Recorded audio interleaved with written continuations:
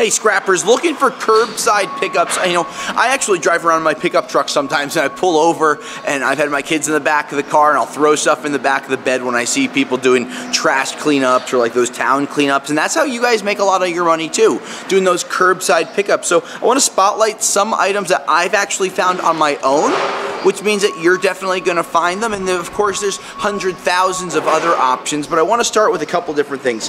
This was a light. Obviously the bulbs were removed when I picked this up. This was just the other day, but inside of it there was electronic ballast. This piece right here, you take your magnet and you can see is steel. This would go as a light iron. You can kind of see through this gap. It's super thin. You're talking about, a 32nd of an inch or something, but I would definitely use a screwdriver, pull this ballast off, sell the ballast separate. Already cut the wires, so there might have been a scrapper that beat me to it that didn't want to spend any time. I kind of pick up anything that I can, but here, this is a good example of light iron. Now at the same site, I actually was running by, and the same scrapper must have cut the wires, also took the faucet, but what's cool about this is a nice cast iron sink. When you see this piece of cast iron, you can see it's about a 1/4 inch thick, so a 1/4 inch piece of cast iron. This will go as a cast iron. Some yards will buy it as a cast iron. If you only have a couple of pieces, don't be surprised if they throw it into their light iron or steel pile.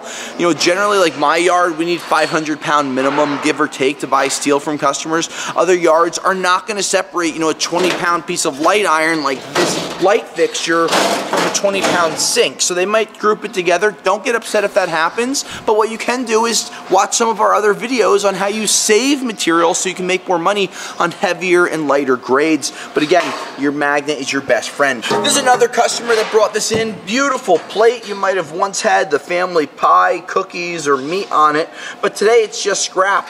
This is actually a silver-coated pieces of of copper. You can see it does not stick to the magnet, but by using your file, you can scratch this. Anytime you see these pretty platters, they're one of 4 metals primarily.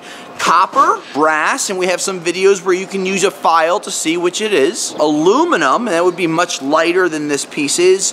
Lastly, occasionally, very rarely, but you will see a piece of like a solder, like a babbitt or a tin it might be called, but just it's a very soft metal. You can bend it with your hands and then you'll know that it's like, it looks like lead, but it actually isn't. Other items that you can pick up. Many of you have seen this. Normally there's one on each side, and they're pool steps. Now the customer removed the step, so it's clean stainless. You can listen. That high pitch gives you stainless steel. You hear it there versus an aluminum, which is a dull sound. Bright, shiny, but again, think about things that you look at. Sometimes you see it. There's 2 of these, so if you get a set of them, this was 17 pounds, 34 pounds of stainless is a nice curbside find. Next, battery. This is a backup battery. This could be out of a backup system. They also use some of these in different fire systems. So I found these on the road before too. Generally they're in the bigger black boxes. So you take the plugs out, you got a nice lead acid battery. These are curbside finds that you'll find very often. Next, everyone knows what this is, your lawn chair. Right? Look at this cool thing.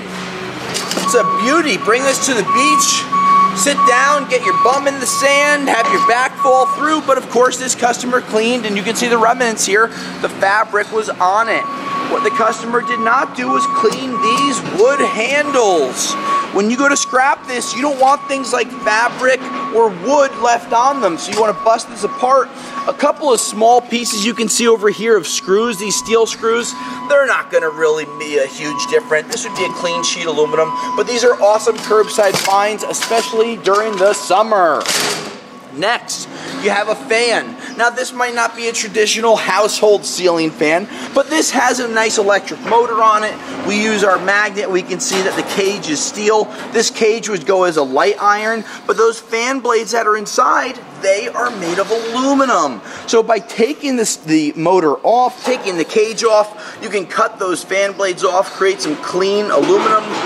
On top of that, look at this long piece of copper wire. This is like a 3-for-1 special. You're able to get a nice piece of copper wire, an electric motor, and aluminum for a curbside find, and these happen a heck of a lot more often than I would think at the scrapyard, which means that when you start to look around, you're going to be able to find these things too. So these are just a couple of curbside finds that we have either found ourselves or had brought in at the scrapyard. Of course, there's going to be thousands of other items that you can find, from computer towers to laptops, and you can check out a lot of the other videos where we spotlight some items like this throughout our YouTube page. Until next time, scrappers, I'll scrap you later.